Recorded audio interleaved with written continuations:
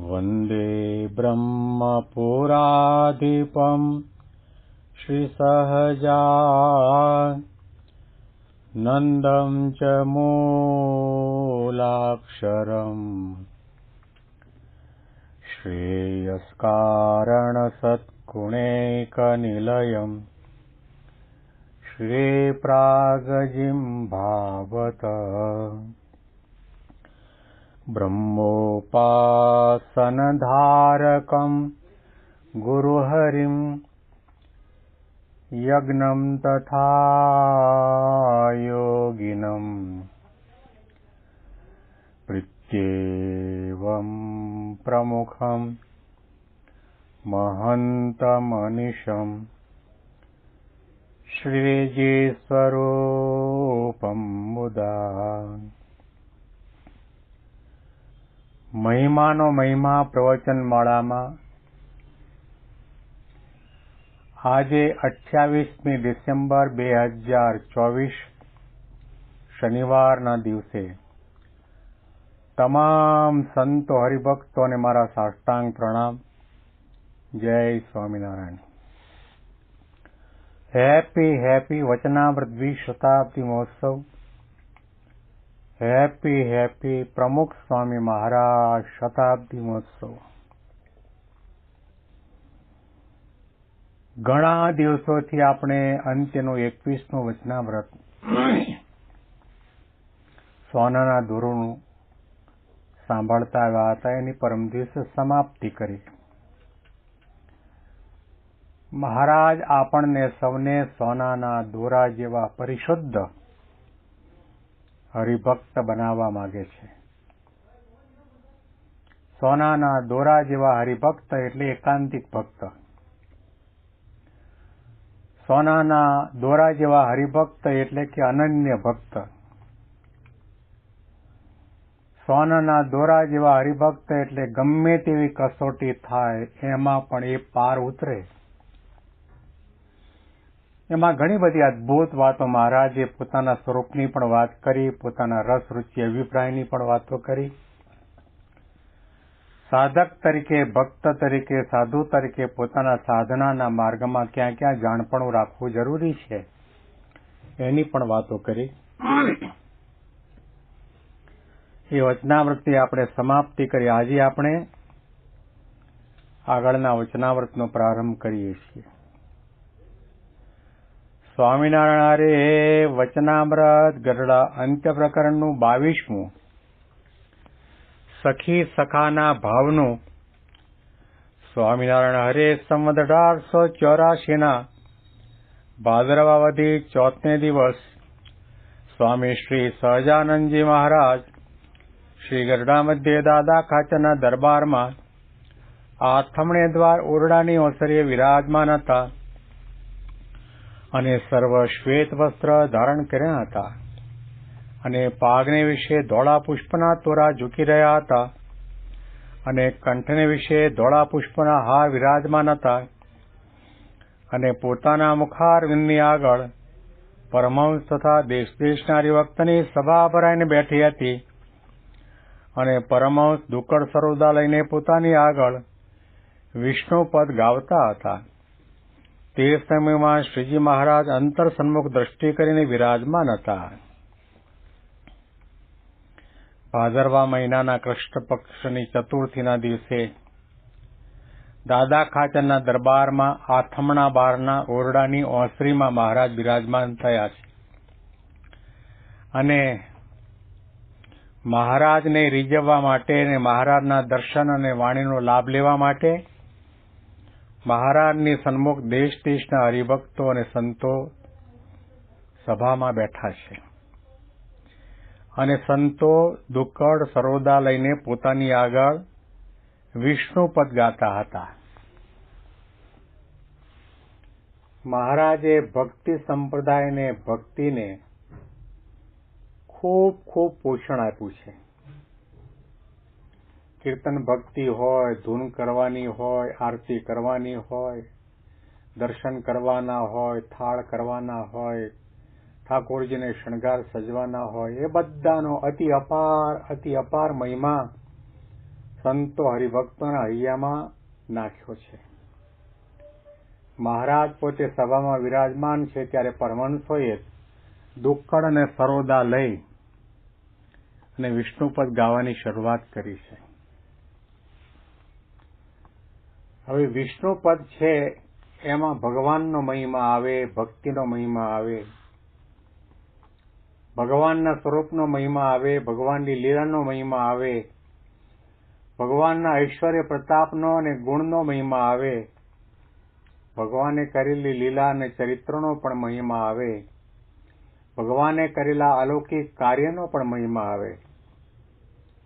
મહારાજને રીઝવવા માટે મહારાજની મૂર્તિનું દર્શન કરતા કરતા, મૂર્તિનું ચહ સુખ લેતા લેતા સંતો આ વાજિંત્રો સાથે વિષ્ણુપદ ગાતા હતા. અને તે વખતે મહારાજ પોતે અંતર સન્મુખ દ્રષ્ટિ કરીને વિરાજમાન હતા.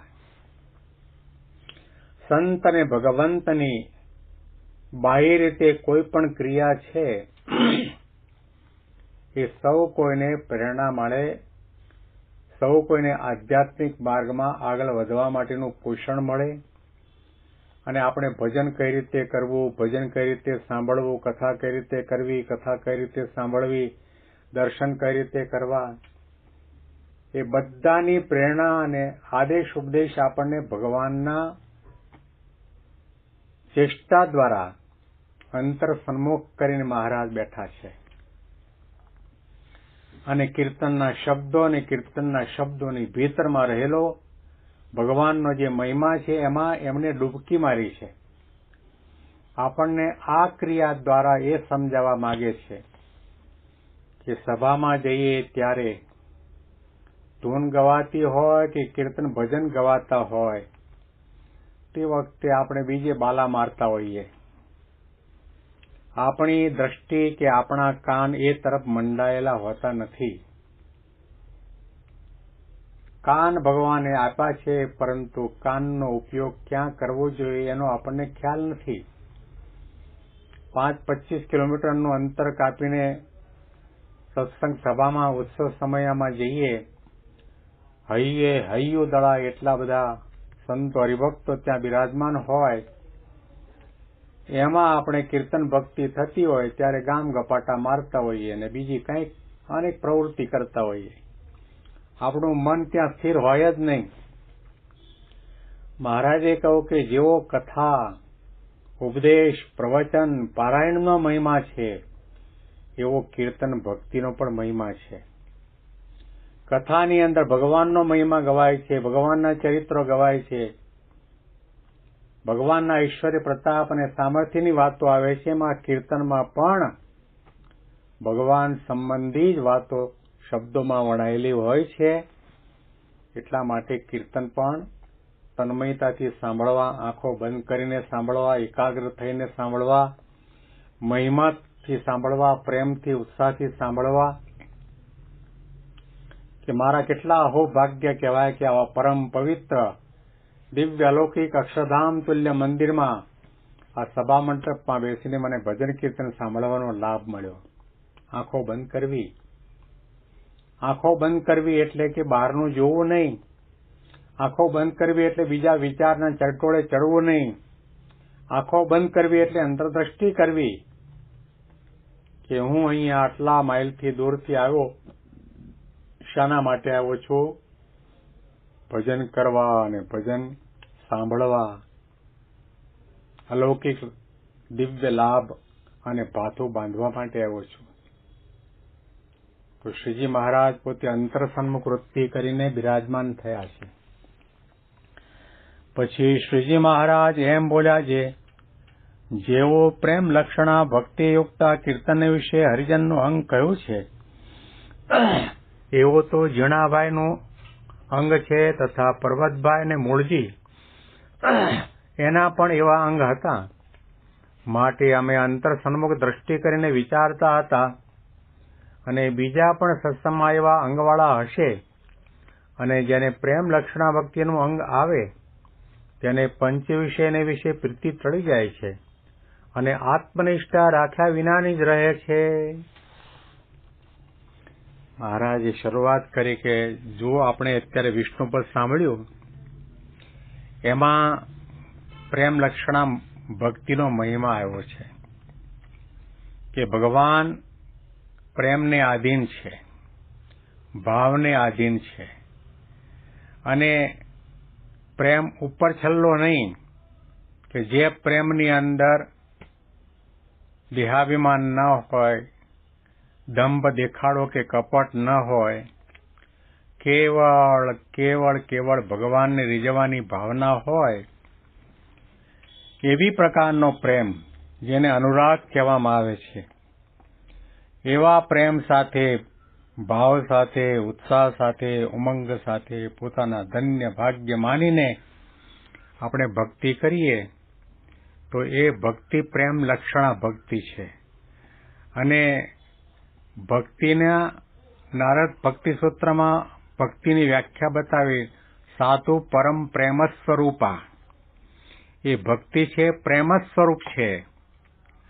અને એ કીર્તનની અંદર જે હરિભક્તોના ગુણગાન ગાવામાં આવ્યા, એના અનુસંધાનમાં મહારાજે કહ્યું કે એવું અંગ તો જીણાભાઈનું, અને પર્વતભાઈ અને મૂળજી એના પણ એવા અંગ હતા. એટલા માટે અમે અંતર સન્મુખ દ્રષ્ટિ કરીને વિચારતા હતા કે બીજા પણ આ સત્સંગમાં એવા અંગવાળા હશે. તો મહારાજ પોતે આવા ભક્તોના નામનો ઉલ્લેખ કરે છે, જેણે પ્રેમ લક્ષણા ભક્તિ કરી, પર્વતભાઈ હોય, ગોવર્ધનભાઈ હોય, જીણાભાઈ હોય, આ જે નામનો ઉલ્લેખ કર્યો, એ ત્રણે ત્રણ ગ્રહસ્થ હરિભક્ત છે.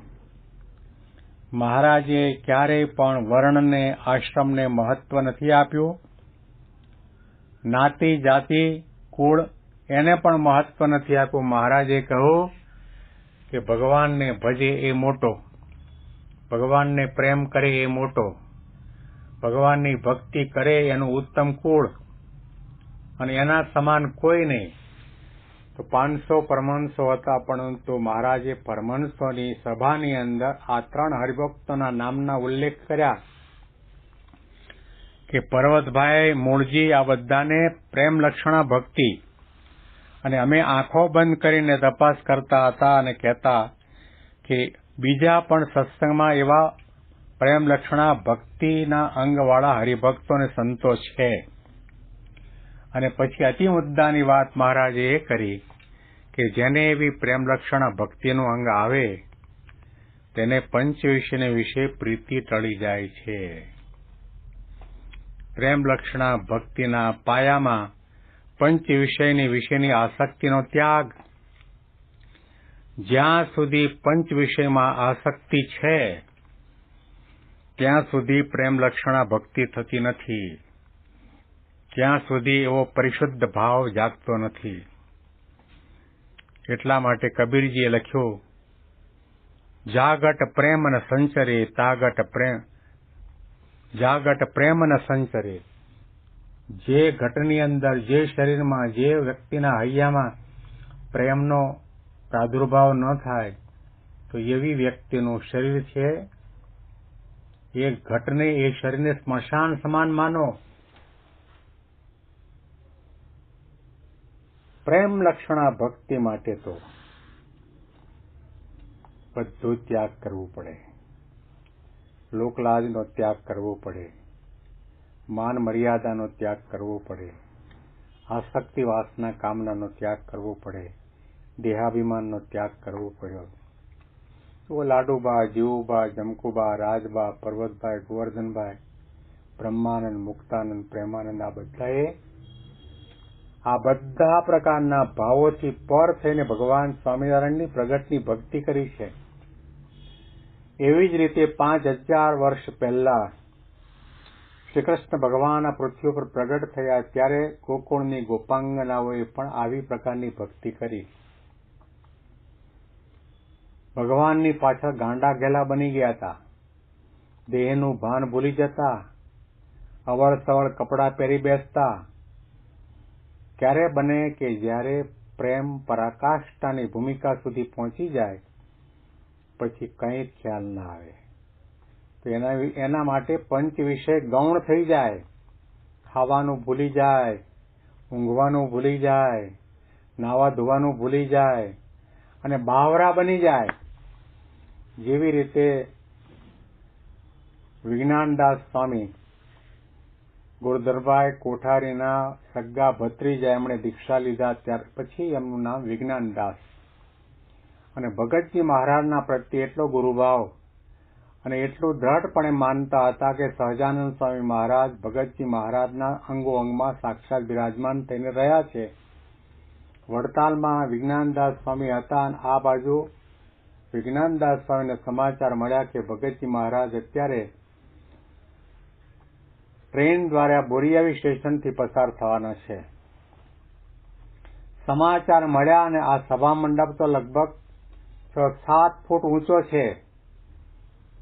ભગતજી મહારાજના દર્શનની એવી તાલાવેલી લાગી કે સભા મંડપમાંથી કૂદકો મારીને માંડ્યા દોડવા. બૂટ ચપ્પલ ન પહેર્યા, પાક પણ ન પહેરી, ગાતરીઓ પણ ન ઓઢ્યો, એટલા બાવરા બનીને બોરીયાવી સ્ટેશને જયારે ટ્રેન આવીને ભગતજી મહારાજના દર્શન થયા ત્યારે સાષ્ટાંગ દંડવત પ્રણામ ફૂટપાથ ઉપર કરવા માંડ્યા. ત્યારે ભગતજીએ કહ્યું, સાધુરામ, તમારું ગાતરીનો પાક ક્યાં છે? આ પ્રેમ લક્ષણા ભક્તિ જયારે જાગે ત્યારે દેહભાન ભૂલી જવાય છે અને પંચ વિષયના સુખનો આપણને વિચાર પણ નથી આવતો. આપણને તો દર્શન કરતા કરતા, માળા કરતા કરતા, સભામાં બેઠા હોય કથા વાર્તા સાંભળતા સાંભળતા નીચેના રસોડામાંથી બટાટા વડા તળાતા હોય ને સુગંધ આવે ને એટલે મનમાં વિચાર થાય કથા ક્યારે પૂરી થાય ને બટાટા વડા ભેગા થઈએ. તો એનો અર્થ એ થયો કે આપણને કથા સાંભળવામાં પ્રેમ નથી, દર્શનમાં પ્રેમ નથી. શ્રીજી મહારાજે કહ્યું કે પંચ વિષયને વિશે જે પ્રીતિ ટાળવી હોય તો પ્રેમ લક્ષણા ભક્તિનું અંગ દ્રઢ કરો. અને એવી જે પ્રેમ લક્ષણા ભક્તિ છે આત્મનિષ્ઠા રાખ્યા વિનાની જ રહે છે. આત્મનિષ્ઠા દ્રઢ ન કરી હોય તો પણ એ પ્રેમ લક્ષણા ભક્તિની અંદર આત્મનિષ્ઠા પણ આવી જાય છે. આના અનુસંધાનમાં વિશેષ વાતો આપણે આવતીકાલના પ્રવચનમાં સાંભળીશું. તમામ સંતો હરિભક્તોને મારા સાષ્ટાંગ પ્રણામ. જય સ્વામિનારાયણ.